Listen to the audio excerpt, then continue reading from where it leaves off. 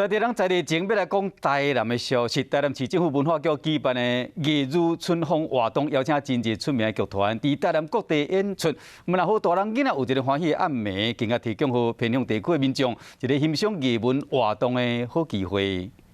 好多好吃的水果哦，我们一起吃啊！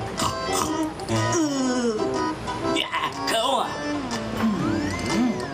看到台顶闹热的演出了，真侪大人囡仔欢乐的笑声，这是由台南市政府文化局所办的艺如春风的活动现场。伫规日的人寿宫，透过剧团的演出，好大家一个欢喜的暗暝。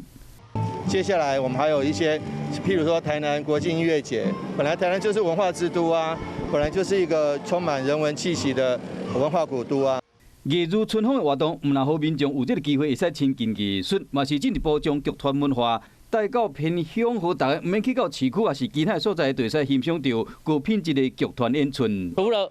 我们这个艺如春风走透透的一个文化活动以外，我想之后我们文化中心陆陆续续也会推出相关的活动。这是任何国音剧团、儿童剧的演出，真适合大人带囡仔来参加。所来，阁有真侪场表演，要台南各甲一乡亲，拢会使做伙来同乐。